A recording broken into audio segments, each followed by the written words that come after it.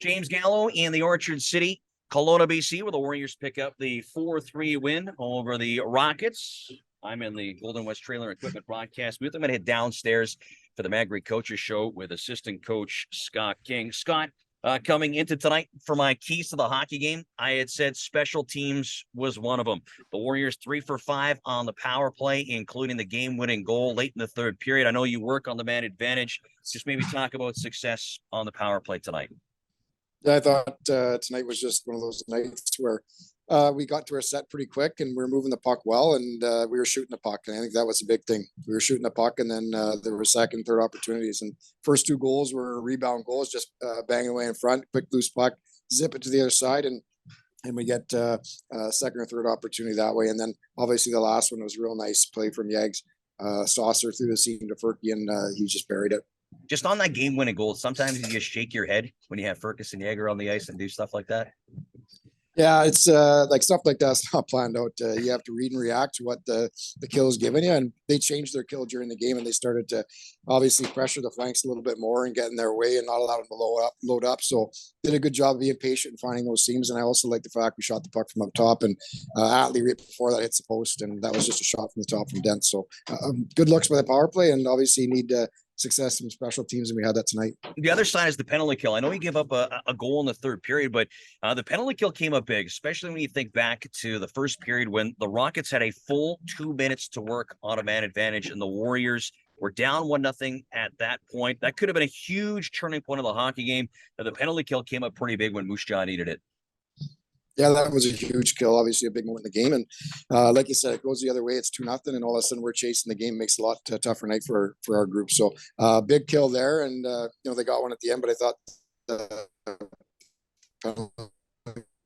it was good, and for the most part kept them the outs for that team tonight. And obviously, anytime you give up a lead late, and that makes you feel real good. Scott, in the neutral zone, the Warriors in the second period really did a good job buckling down. There was a lot of turnovers created, good sticks, good gaps. What is Moose Jaw doing differently between the blue lines to try and slow down the opposition's transition game? Well, we changed our forecheck a little bit, just trying to be a little bit more passive and make teams go through us rather than us chasing them. So a matter of just sending one guy and having four guys to try and clog up the neutral zone and create turnovers and go the other way that way. So it's a work in progress. We're getting better at it, but I think obviously something we continue to need to work on. And as we get more comfortable doing it, we'll be able to transition quicker and create some offense. Back-to-back wins against Kelowna and Kamloops now on this BC Division road trip. Scott, with regards to confidence, that has to make the Warriors feel really good heading into games against Victoria and Vancouver coming up midweek. Yeah, no doubt. We knew these two games were going to be tough ones. Last night, obviously, was an energy burner. It was a real fast up and down game. And then tonight, I like the energy we came out with. It's tough to play those back-to-backs. And, Kelowna had some tough travel getting back here. So good for the group to find a way to win tonight, and it wasn't easy, and Kelowna kept pressing and making it hard on us, but these were two real important games to get in the trip for sure, and then obviously head off to Victoria here in Vancouver and see if we can keep it going. Talking to the guys, Scott, coming into this back-to-back situation, we had talked about it in the home against Swift Current about the team's struggles with back-to-back hockey games. And the guys, as of late, they think that they've corrected it. They think that they've found their focus. Do you agree with the guys? Because, as you had mentioned, last night was an emotional, hard, physical game against Kamloops. And tonight, they seem focused right from the get-go.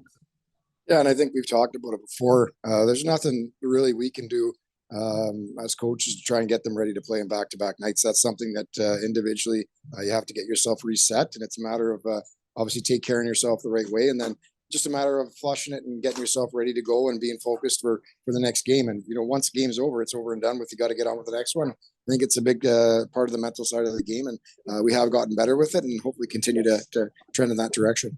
Scott, my last question is about goaltender Jackson Unger, 17 years old. And boy, he made some pretty big saves for your team. I know he lets in 3, but still, you think back to that first period, there was point blank chances for Kelowna, and Jackson Unger made some very big saves. Yeah, no, he was good. He held his own and he battled. So that's all you can ask for. And like you said, he came up with some big ones, and right to the very end was battling. And Jackson's he's a good goalie, a good young goalie, and he's still finding his way. But this will give him some confidence here tonight, and hopefully he can build on it. I lied, Scott. I have one last question for you. We're going to jump on the ferry tomorrow, head to Victoria. I've asked some of the players that I've done interviews with what species of marine life they would hope to see on the ferry. What species of marine life would you like to see possibly when we get on the big boat? I'll take anything, James. Anything that's wildlife would be great to see. So I know we're going to go by Eagle Tree there, so we're excited for that one. And anytime you get a chance to travel on the ferry, it's it's something special, and it's beautiful scenery. So we'll enjoy that tomorrow. As long as it's not seagulls over top of you, you're fine, right? That's right. That's right. Yeah. Magri Coaches Show with assistant coach Scott King. Congratulations on the win tonight, Scott, and good luck as this road trip continues. Yep. Thanks a lot, James.